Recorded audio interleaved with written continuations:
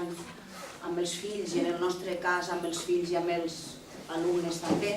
Marisa Bufat, la nostra orientadora, es va posar en contacte amb el Previ, que és un centre clínic de psicologia i realitat virtual, per tal d'organitzar una sèrie de xerrades, a veure si van funcionant, i la que avui ens oferirà Blanca, us la presente, Blanca, és la que es titula Aprendiendo a negociar límites. Així que dit això, ja us deixo amb ella. Hola. Bueno, antes que nada agradecer vuestra asistencia y también agradecer al centro que nos ha permitido estar aquí y nos da este espacio.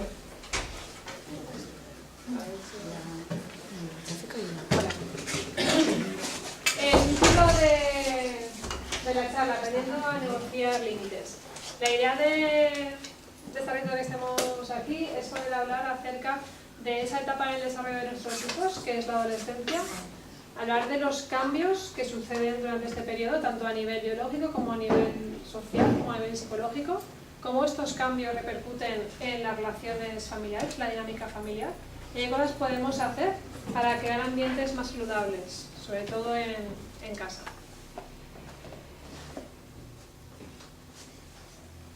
Para poder crear esos ambientes más saludables, vamos a hablar acerca de qué estrategias se pueden utilizar. Hablaremos también de los límites y de cómo conseguir que nuestros hijos acepten esos límites, sobre todo a través de la negociación con ellos. Y también hablaremos de cómo mejorar la comunicación con ellos. Aquí el índice he puesto, como ahora, pero un poco más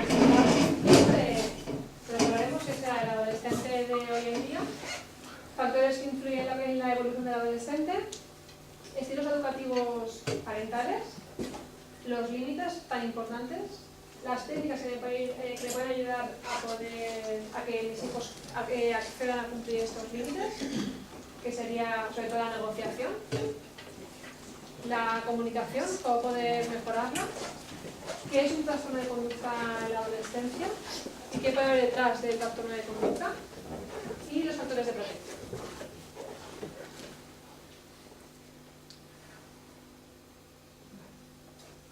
Muchas veces, con frecuencia en el centro, cuando atendemos a padres de hijos adolescentes, nos suelen decir que cuando cumplen los 12-13 años, en caso de las chicas, en caso de los chicos 13-14, pegan un cambio importante, a veces un cambio radical, y ellos me dicen que no entienden muy bien qué es lo que está pasando. Y cosas que comentan, no sé si también vosotros os sentéis identificados. Pues antes me encantaba ir con nosotros al cine, o de salir por ahí a dar una vuelta, o ir a tomar algo, o fin de semana familiar, y ahora es simplemente proponérselo, y ya es como, por Dios, mamá, papá, olvídame, pasa de mí. Entonces uno se queda, a veces se queda un poco sorprendido de qué está pasando. O por ejemplo, me dicen, pues antes me contaba con qué amigas iba, qué había hecho en clase la profesora que les había contado, problemas que había tenido, de una manera mucho más fluida.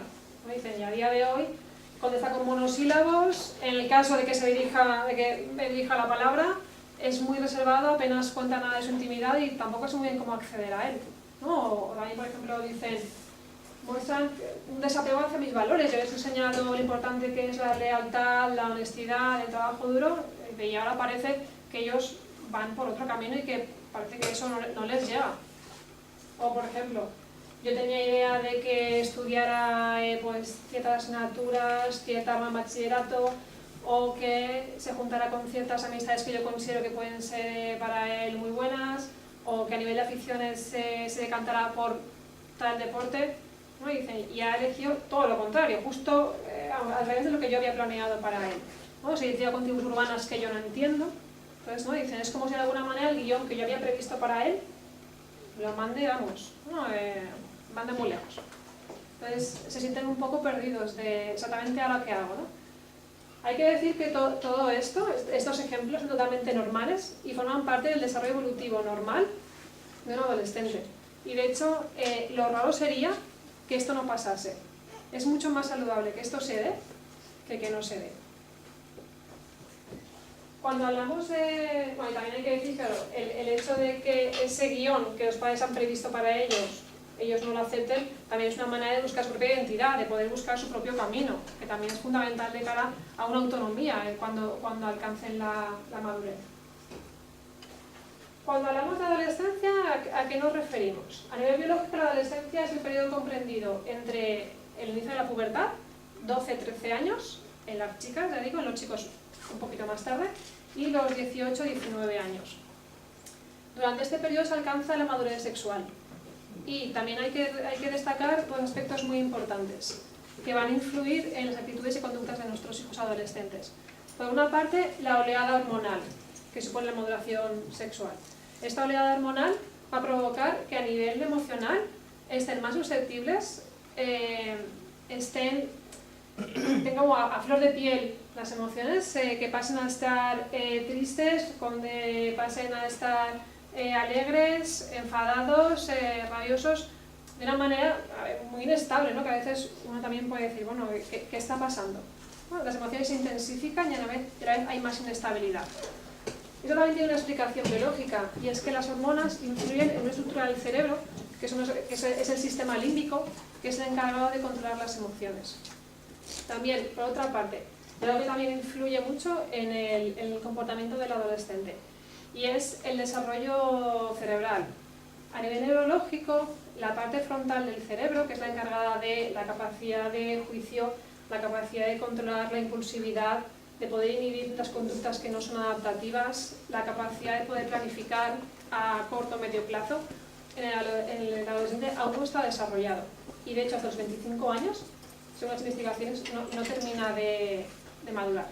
Está ahí hablando, estas dos cosas también van a influir en cómo se comporta nuestro hijo.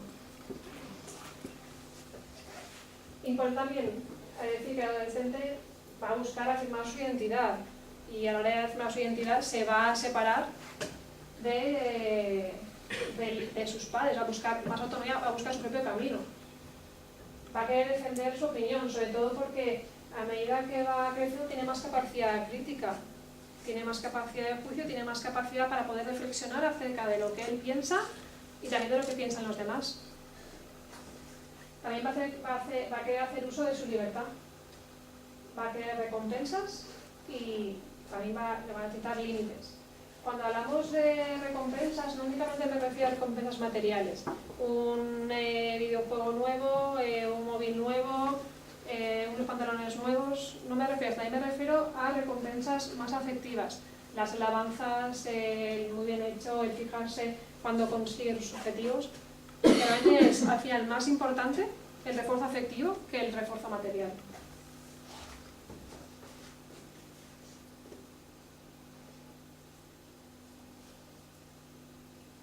Factores que influyen en la evolución de un adolescente: los medios de comunicación, la personalidad, los amigos, el colegio, la sociedad, la familia. De aquí yo destacaría sobre todo, en primer lugar, los medios de comunicación, y es que a día de hoy los adolescentes reciben muchísima información que apenas está cribada.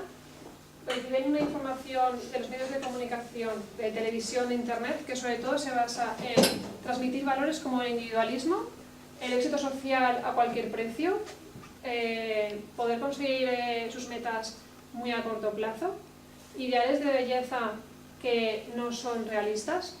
Pues también es importante que tanto en casa como en el centro se pueda desarrollar con el adolescente su sentido crítico, que pueda darse cuenta de lo que realmente es real, de lo que no lo es. En cuanto a los amigos, en la adolescencia los padres dejan de ser el punto de referencia, dejan de ser el espejo en el que mirarse. Ahora son los amigos. Y de hecho, el que tengan un grupo de amistades en esta época es súper importante, que sientan que pertenecen a un grupo, que son acogidos, que pueden compartir con ellos pues sus dudas, sus miedos, sus ideas, y que no van a ser criticados. Porque muchas veces quizá pueden pensar que si eso se lo dicen al padre, va a considerar que es una tontería, que tiene pájaros en la cabeza, o incluso va a juzgar de manera muy dura. Es importante aquí, en este punto, el poder estar al tanto, estar un poco alerta de si nuestro hijo o nuestra hija se siente bien, se siente a gusto en el grupo de amigos, se siente aceptado. Porque si no, esto puede conllevar problemas de índole emocional, problemas depresivos, problemas de sintomatología tipo ansioso, bajo rendimiento escolar, también puede llevar problemas de conducta porque se siente mal y no sabe muy bien cómo poder manejar ese malestar. En cuanto al tema de la personalidad, cuando hablamos de personalidad hay que tener en cuenta que la personalidad está conformada por dos elementos. Uno es el temperamento, que es la parte innata, que es la parte heredada. Todos vosotros habréis visto que si todos tenéis más de un hijo, que uno puede ser mucho más activo, puede ser mucho más extrovertido, menos miedoso, y otro todo lo contrario, más reservado, más tranquilo.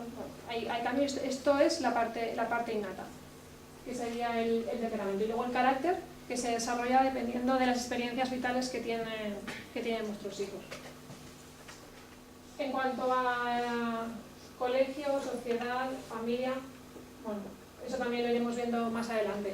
También en el colegio, las relaciones que entabla con los compañeros de clase, si son buenas, si son malas, si se siente aceptado en el grupo, igual que con los amigos. Si con los profesores también hay buena comunicación, si a nivel de rendimiento académico él ve que poco a poco también va sacando las asignaturas. La sociedad en la que está inmersa, que también sería también en relación a los medios de comunicación. Y bueno, y luego la relación que tiene con los miembros de la familia, que eso lo iremos viendo ahora.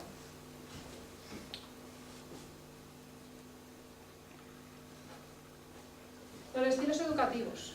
No sé si este tema conocéis, los estilos educativos, os han hablado de ellos, habéis leído acerca de ellos.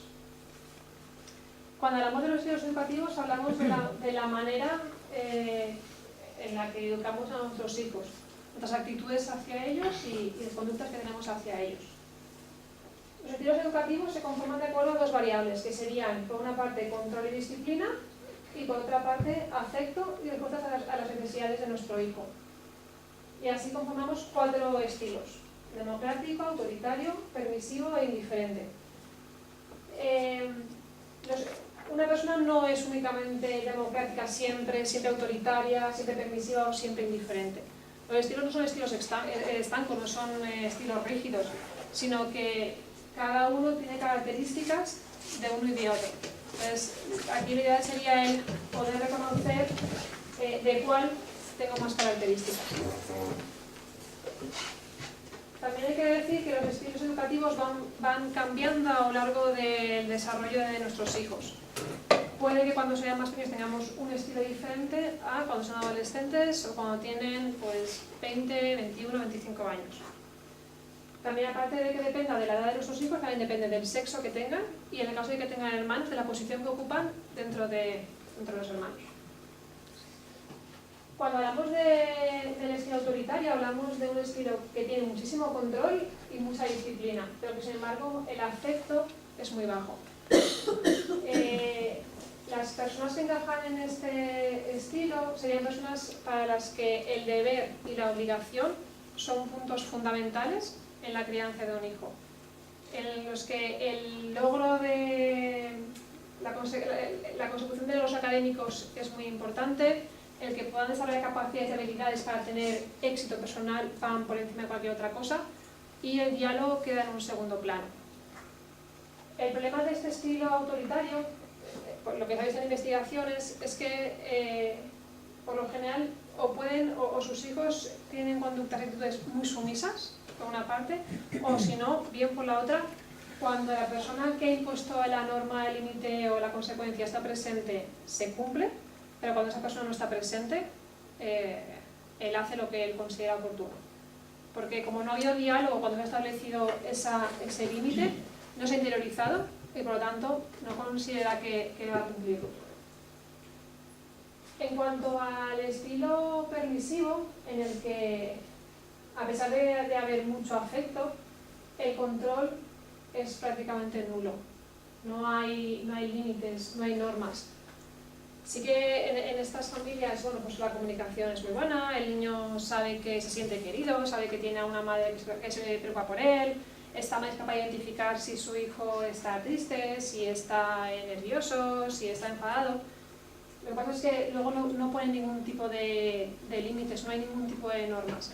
Todo esto lleva consigo a que el niño tenga, el adolescente, tenga menor responsabilidad. Al tener menos responsabilidad, alcanzar tampoco una autonomía plena. También son adolescentes que no suelen persistir en aquello que hacen, y además, y muy importante, la tolerancia a la frustración es prácticamente nula. Nula porque nunca se han enfrentado a un no, esto ahora no se puede hacer. Y luego, por último, el estilo indiferente, que sí que es verdad que pocas veces lo vemos, que son, quizás se ve más en centros o penitenciarios o centros de menores los que están recluidos. Son estilos en los que los padres no muestran ningún tipo de afecto, no hay ningún tipo, no se fija en la necesidad del niño y tampoco hay ningún tipo de control. Entonces, en ese estilo tampoco me voy a detener mucho porque no se encuentra de una manera muy habitual. Y ahora voy a hablar un poco más en concreto del estilo democrático. Según las investigaciones que se han hecho en familias que tienen más características de este estilo democrático, los adolescentes alcanzan mayor rendimiento académico y también alcanzan mayor estabilidad a nivel emocional. Este estilo se caracteriza porque proporciona afecto y cariño, porque facilita los medios para la comunicación, porque supervisa las conductas de su hijo y le exige responsabilidades, es capaz de flexibilizar y ajustarse a nuevas necesidades de su hijo y fomenta la autonomía. Yo entiendo que quizá, visto así, es muy bonito, ¿no? Pero luego hay que ponerlo en práctica. Entonces, sí que es posible, pero sí que supone un esfuerzo a mayores.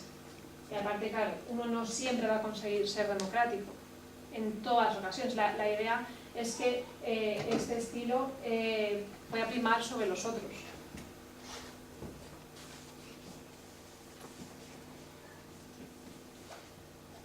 Los límites, ¿para qué sirven los límites? Esta foto yo creo que es muy representativa de para qué sirven los límites. Y la pregunta es, ¿cómo nos sentiríamos si vamos de noche por una carretera que no conocemos, sin señales ni líneas pintadas por la calzada? Muchas veces... ¿Cómo, perdón? Perdidos. Muchas veces los adolescentes tienen tres creencias que son bastante irracionales, que sería: los límites son injustos y arbitrarios, los límites se ponen para arruinar cualquier tipo de diversión que yo pueda tener, y yo debería tener toda la libertad porque ya soy maduro como para poder hacer lo que yo considero oportuno. Y también los padres también tienen creencias también irracionales, que por una parte sería: si mi hijo no obedece a todas mis normas, va a ser un fracaso de por vida. Tanto él no va a alcanzar lo que desea y yo quizá he fracasado en la crianza de mi hijo.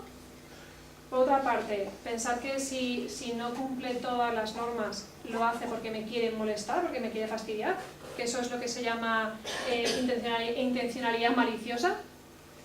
Y luego, por otra parte, que si yo le dejo más libertad, si yo le impongo tantos límites, mi hijo no va a saber qué hacer con esa libertad, se va a meter en follones y puede que tenga que vivir situaciones peligrosas. Realmente estas creencias, como digo, son creencias irracionales que no es lo que sucede. Nosotros, yo por lo menos en consulta, yo me he encontrado adolescentes que me dicen directamente: mis padres nunca habían puesto límites, es que realmente tienen cosas mejores que hacer, yo estoy en un segundo plano, no pierden tiempo conmigo diciéndome qué puedo o qué no puedo hacer. Me dejan, no abandonado, pero es como si yo realmente tampoco soy para ellos la prioridad. Ya digo, esto es algo que sí que suelo escuchar. A pesar de que se puedan quejar, realmente el hecho de que haya límites y que el padre ponga límites es una manera de yo estoy pendiente de ti, es mi responsabilidad, quiero lo mejor para ti, por eso te pongo límites.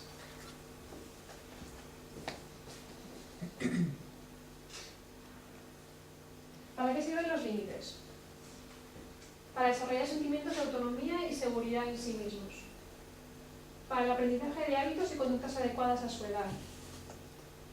En este sentido, decir que a pesar de que el adolescente ya no es un niño y está en proceso de ser un adulto, todavía no conoce los riesgos que hay en la vida adulta. Entonces necesita que unos padres le vayan guiando en ese camino. También es para sentirse protegidos y guiados en su desarrollo. Si tengo límites y normas es porque se ocupan de mí. Y ya digo, este punto yo lo he escuchado varias veces en consulta. Sí. Pero sí, ellos llegan a un momento que a veces lo realizan tal cual, de no de poner límites, será que para ellos tampoco es una prioridad. Si no se preocupan por qué hago, a qué hora llego de casa, con quién voy, aunque luego ellos no contesten o digan es un pesado. Pero el mero hecho de que un padre se dedique a, bueno, yo creo que a partir de hacer esto es aquello, siempre reconforta. Para aprender a aceptar el no y tolerar la frustración. Eso también está más relacionado al espíritu permisivo que comentábamos antes. Cuando no hay límites, cuando el adolescente tiene libertad para hacer aquello que quiere, realmente en un momento nadie le ha dicho no, esto no se puede. No ha tenido que manejar esa frustración, esa impotencia, esa rabia. Entonces, por lo tanto, no sabe hacerlo. Y la vida adulta no sabe cómo afrontar situaciones en las que no tiene libertad de elección total. Y bueno, y esto, lo que decía ahora, para desarrollar el autocontrol y la autorregulación. No sé qué opináis vosotros del tema de los límites, porque yo sé que hay corrientes que tampoco están muy de acuerdo en el establecimiento de los límites. No sé qué pensáis vosotros. Pues yo creo que depende del carácter del niño, ¿no? Yo tengo varios hijos y a todos no los he tratado igual. Claro. Hay quien ha tenido más límites y otro que no tenía tantos porque confiaba más en él. Hablamos también de la personalidad que tenga nuestro hijo, actuaremos de una manera o de otra. Pero el hecho de que pueda haber límites, ¿vosotros consideráis que sí que es algo importante?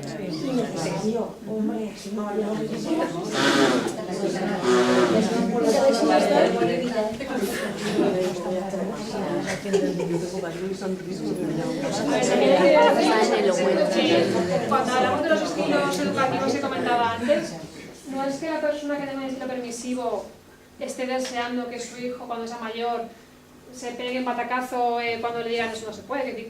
Este estilo, cada padre lo usa porque considera que es lo mejor para la crianza de sus hijos.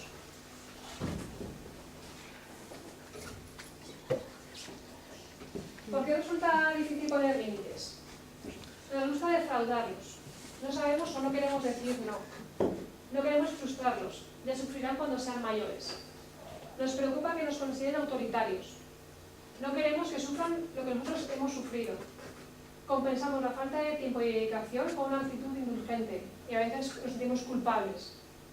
Miedo al conflicto y por último nos da pereza corregir, reflexionar, imponernos. Yo quizá de esa última frase cambiaría más el que nos da pereza con que a veces si tenemos que trabajar hasta tarde, si tenemos problemas con la pareja, tenemos problemas con la familia, si hay algún miembro enfermo que necesita mucho tiempo por nuestra parte. Quizá a veces llegamos a casa y estamos tan agotados a nivel mental que pensar que hay que empezar a poner límites, si se han cumplido, si no, ponernos a hablar acerca de por qué los han llevado a cabo.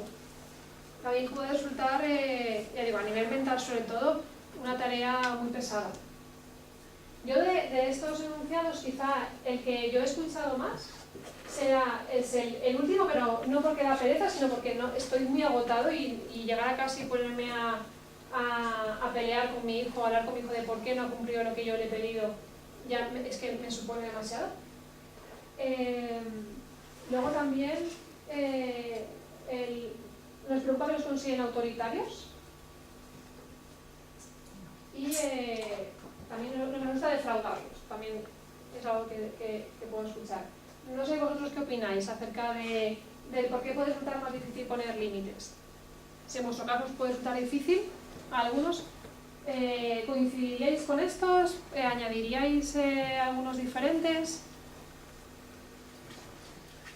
A mi si puc parlar, me pareix molt important el punt de que moltes vegades ens sentim culpables, perquè ficar un límit i dir no pots fer això, no pots fer l'altre, quan és veritat, potser no tens tot el temps del dia per a poder estar en el teu fill o la teua filla, i en aquest moment dices al teu fill fer el que vulgui com una manera de ressarcir-te tu de la teua culpabilitat de no poder... I això sí que me pareix important, perquè ficar límits no es sentirse culpable, al revés, es sentirse bon pare y buena madre, porque estás guiando al tu hijo. Claro, hay que pensar que los límites no se ponen porque quiero fastidiar a mi hijo, sino porque considero que con límites va a ser más responsable, va a tener más autonomía y de cara a un futuro cuando conviva en sociedad, cuando tenga que ir a un trabajo, cuando tenga que entablar relaciones nuevas de amistad, cuando tenga que a nivel de estudios hacer cualquier curso, va a necesitar también ciertos límites. Entonces, no es por, mira, voy a fastidiar un poco, ¿no? Sino porque consideramos que es importante para ellos. No, lo que siempre hemos dicho, prefiero que llores tú ahora que no yo después. Claro, tú cuando le impides algo a tu hijo y se pone a llorar, lo normal es decirle, vale más que llores tú ahora que no llore yo después. O sea, que eso va a ser bueno para ti. Claro. ¿Alguien más? Si está de acuerdo con estas, o si no, si añadiría alguna otra. Jo de vegades, quan intento explicar límits, tot el dia estàs renyint, i això fins que estigui... Claro, es igual también, ¿no? Y también iría con miedo al conflicto, ¿no? Con pensar, otra vez no tengo que decirle que hay que hacer esto y hay que hacer aquello, si se lo digo se va a enfrentar o va a haber bronca, ¿no? Y realmente me siento capaz, estoy ahora mismo como para empezar, ¿no? Una lucha. I de vegades triar les batalles que son más Claro, importantes. sí, exactamente. Claro, sí, es importante priorizar aquellas cosas que considero que son importantes que mi hijo o mi hija puedan cumplir, más que poner 10, 15 límites que, a ver, son adolescentes, muchos van a acabar saltándonos de vez en cuando. Entonces, que haya unos, que no sean muchos, que sean de obligado cumplimiento. No vamos a estar todo el día, esto no lo has hecho bien, te falta esto, que también al final crea un clima muy negativo en casa, ¿no? A mí también me dicen a veces los adolescentes, claro, es que mi padre no se fija en que la cocina la dejo al fregar, la dejo algo encharcada, es que solo se fijan en que cuando cojo la ropa a veces la dejo un poco doblada, pero no se fijan en que he limpiado la cocina, en que he ido a descender, en que más o menos he arreglado un poco el cuarto, y que solo se fijan en aquello que no hago. Entonces también al final crea en casa una comunicación, una relación a veces muy negativa. És tan important dir les coses roïnes com dir les bones. Claro, sí, lo que pasa es que a veces yo creo que...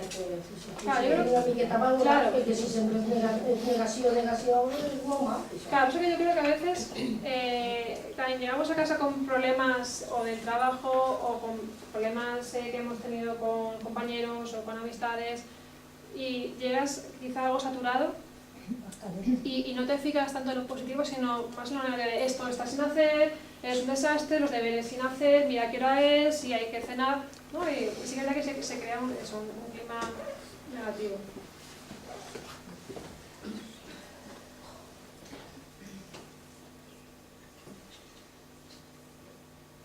¿Cómo se deben poner los límites? Es importante ponerlos desde que son pequeños, que sean adecuados a su edad, deben ser claros y precisos. Y aquí es importante destacar que ambos padres estén de acuerdo en lo que se va a hacer.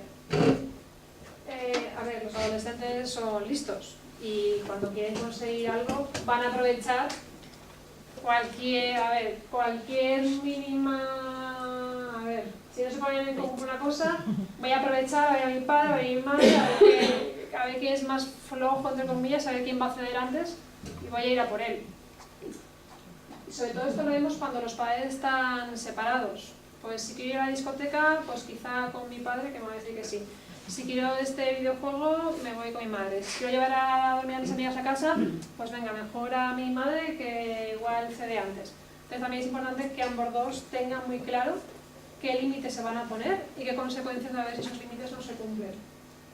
Y ya digo, esto es de vital importancia. Deben hablarse de antemano y explicar el por qué. Que el adolescente sepa qué consecuencias hay si no se cumple el límite. Y luego ya decidirá si lo cumple o no, pero que sepa de antemano qué consecuencias va a haber. Y explicar el por qué. Explicar el por qué no significa que al final también sea el adolescente el que elija el límite, sino que podamos darle voz, porque ya va siendo más mayor, y luego nosotros decidiremos qué límite o qué norma se impone. También es importante poder dar ejemplo. los adolescentes cada vez van teniendo mayor capacidad de reflexión y son conscientes de cómo actúa su padre y qué es lo que dice, y que a veces entran en conflicto, o qué opinión ha dicho en un momento y qué opinión dice a la hora después, ya empiezan a captar todo eso. Entonces, también es importante que lo que decimos se acompañe con nuestros actos. Al igual que cuando queremos hablar con ellos porque se han saltado algunas normas o algunos límites y va a haber consecuencias, es importante poder hablar con ellos de una manera serena. Si vemos que nos estamos alterando, es mejor poder retirarse durante 5 minutos, contar hasta 10, 20, 30, dar golpes a una almohada ya en la habitación y luego poder volver para hablar con el adolescente. Porque eso también lo que recibe es, están diciendo que no levante la voz, que no discuta, que no sea mal educado, y tú ahora mismo me estás armando aquí un Cristo, ¿no? Eso también es importante. Y bueno, y mantenernos, dar tiempo suficiente a que se puedan cumplir los límites. Sí, es verdad que ya voy, espérate un momento, ya voy, sí, a 20 minutos más, pero bueno, el poder ser un poco flexibles. Mantenerse firmes también es importante.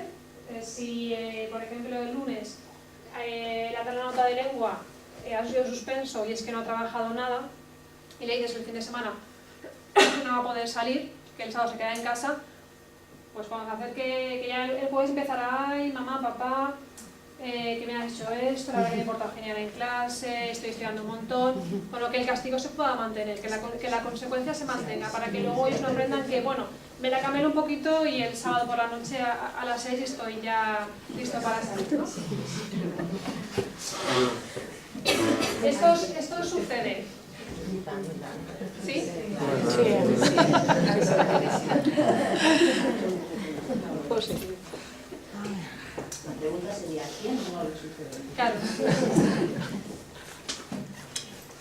Aquí lo importante es mantenernos firmes y lo que me dices lo entiendo, me parece genial, ¿no? Disco rayado. Sí, muy bien, te he esforzado mucho estos 2 días, estoy muy contenta, pero el sábado te quedas en casa.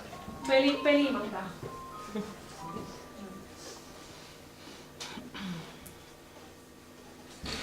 En cuanto a los tipos de límites, hay 3 tipos de límites. Los límites inamovibles, que son normas básicas que no son de objetivo de revisión, de objeto de revisión, como sería el respeto por los demás, la mentira, el consumo de drogas. Y aquí viene un ejemplo de una mujer que era una unidad de conductas adictivas, y la madre de un adolescente, el chico creo que tenía 16 años. Entonces ella venía a decirme que su hijo en casa fumaba porros con los amigos. Entonces me lo decía muy angustiada, pero realmente no era capaz de decir al hijo, no, en mi casa eso no se va a hacer.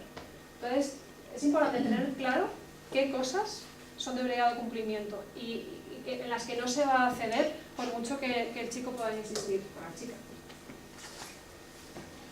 El segundo, límites importantes pero que admiten revisión o que los hijos opinen siempre previamente establecer la norma.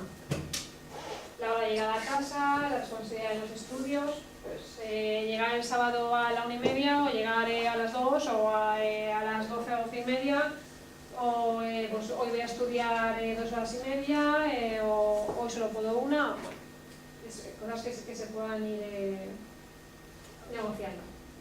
Y luego por último, límites más accesorios y negociables, como tareas de la casa, pues si me encargo de tender la ropa, o mejor me encargo de quitar la mesa, o mejor me encargo de pasar la mopa, pues son cosas que se pueden negociar.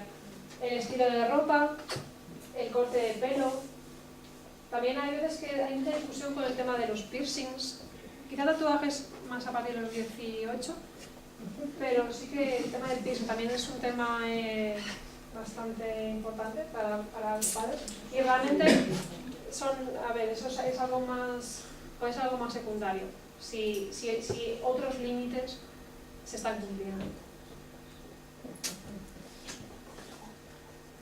Bueno, los piercings sé que puede ser también algo controvertido.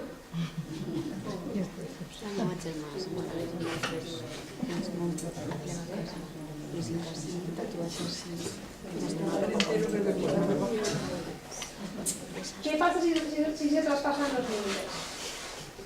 Es importante que nuestros hijos sepan de antemano que el incumplimiento de esta o aquella norma trae consigo unas consecuencias. Ellos van a ser libres de elegir cumplir las normas o no, pero deben hacerse responsables de los actos. Vosotros, por vuestra experiencia, ¿soléis avisar de antemano qué límites va a haber, qué consecuencias va a haber si no se cumplen los límites? Ellos saben de antemano qué cosas, qué va a suponer el no acatar las normas. Claro, por supuesto. Claro.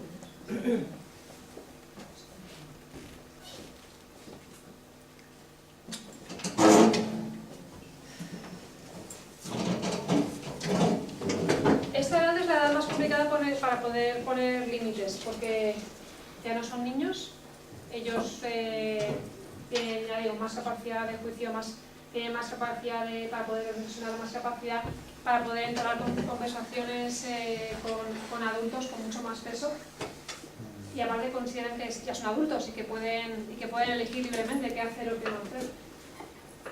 Entonces, bueno, es difícil. Y cuando los límites fallan, hay que explorar por qué están fallando. ¿Qué ha llevado a romper el límite?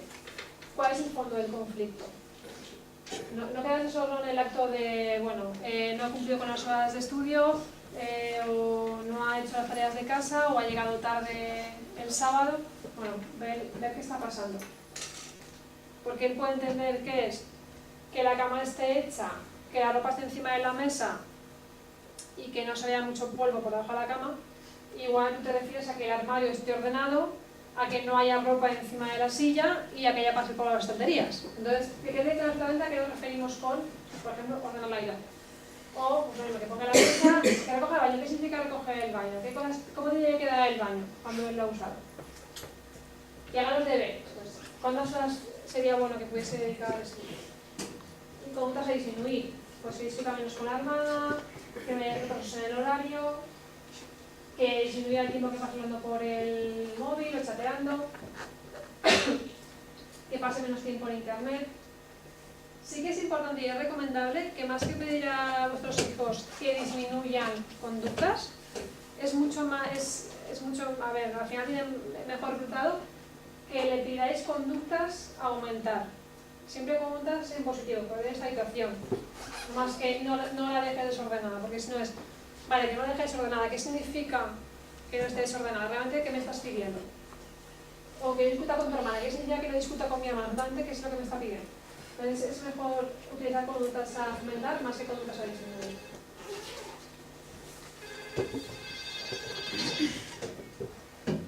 Esto es un ejemplo de un contrato para la negociación, que sí que nosotros usamos mucho en el centro. Es un contrato conductual.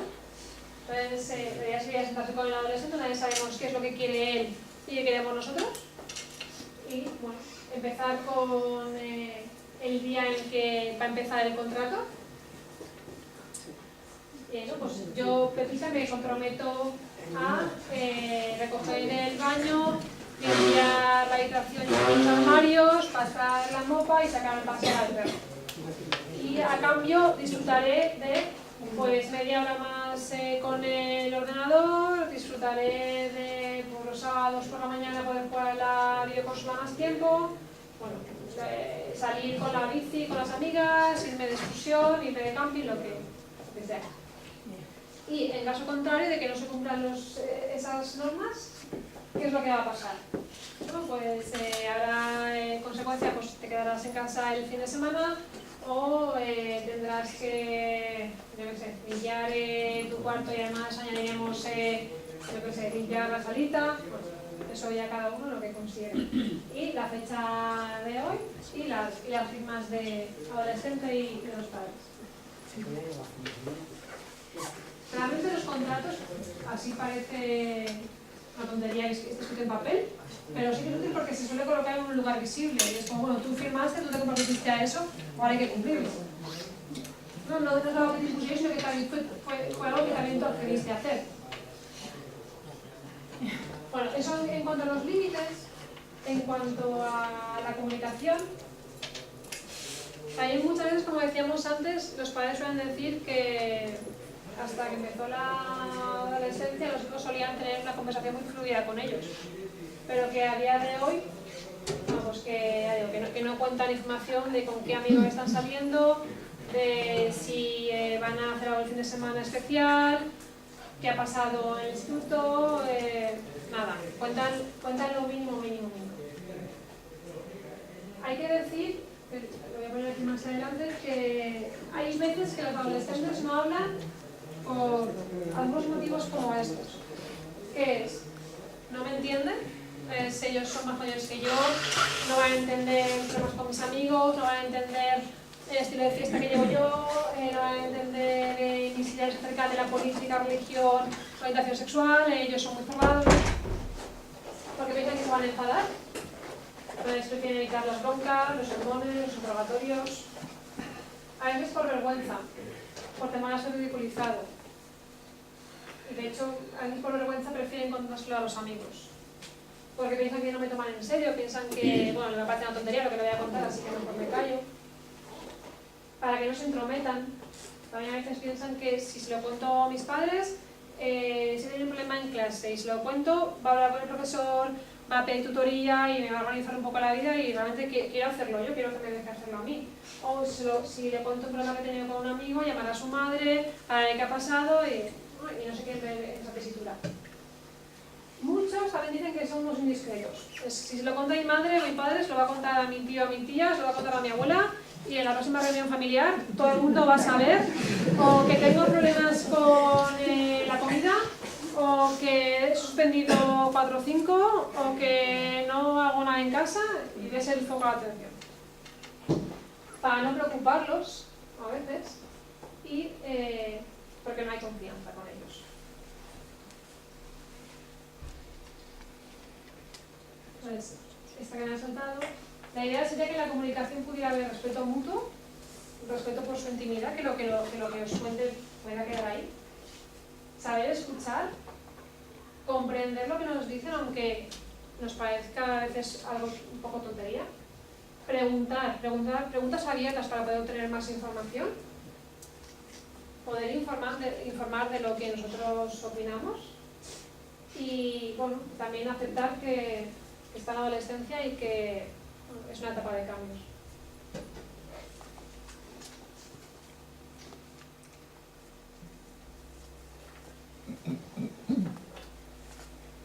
De cara a que la comunicación sea lo más fluida posible, hay que ser accesible y buscar el mejor momento.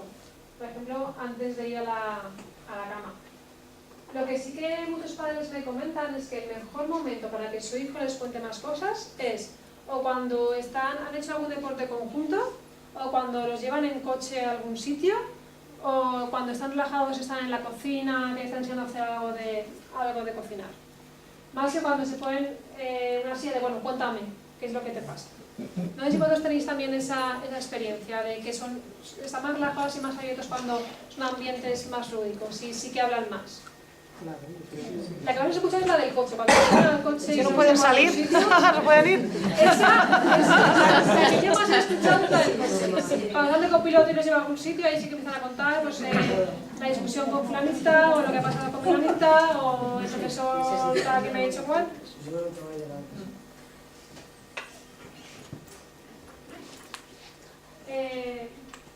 Empieza tú la conversación, más interés por lo que les ocurre.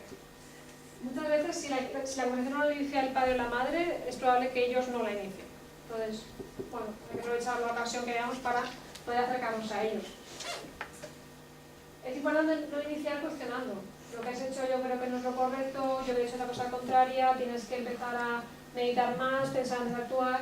Bueno, es mejor no entrar con, he estado pensando de quizá puedes hacer esto o aquello, yo pienso tal. No entrar en un monólogo, que llega un momento en que los monólogos, bueno, desconectan y se ponen a pensar en cualquier otra cosa menos en lo que les estáis diciendo.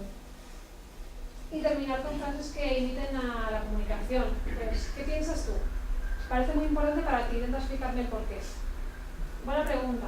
Intentaré contestarte de la forma más clara que pueda. O me interesa mucho conocer tu opinión, ¿no? Cuéntame. O ¿comprendes lo que intento explicarte? Para ver si también se ha quedado claro.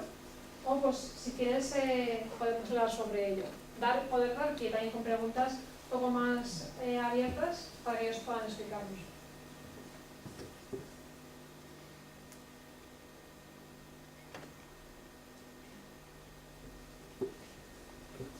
Escucha activa. Esto es algo que me dicen los adolescentes. La escucha activa se relaciona a dejar lo que uno está haciendo para poder dedicar tiempo. Esto me recuerda porque ayer una paciente, una chica, me decía que le quería contar a su padre un problema que había tenido en clase, entonces que el padre estaba haciendo una tortilla de patata, entonces ella decía, sí, sí, cariño, sí, sí, sí, y me decía, sí, sí, pero es que es posible que me está escuchando mientras que está cocinando, es que es, vamos. Entonces también se sentía un poco enfadada, como, voy allí, pasa de mí, bueno, pues, o otra que me decía, sí, me acerco allí, pero me dice, espérate que voy a bañar a tu hermano pequeño, ahora abajo, mientras que cenamos hablamos, y que luego ese momento nunca llega. Entonces sí que es importante poder dedicarles un tiempo únicamente para ellos. Y bueno, también buscar tiempo para realizar actividades en común que resulten gratificantes para ellos, ¿no? Que estén más relajado y que también estén más dispuestos a poder hablar.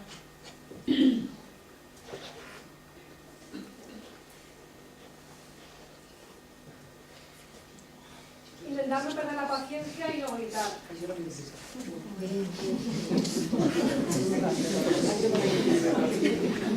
pero a mí también hay que pensar que muchas veces les pedimos a nuestros hijos que sean capaces de regularse emocionalmente, que sean capaces de poder notar primero a nivel físico cuando están empezando a poner rabiosos, y cuando lo notan sean capaces de parar ese pensamiento, que sean capaces de poder hacer algo alternativo a ese impulso de gritar o pegar algún portazo.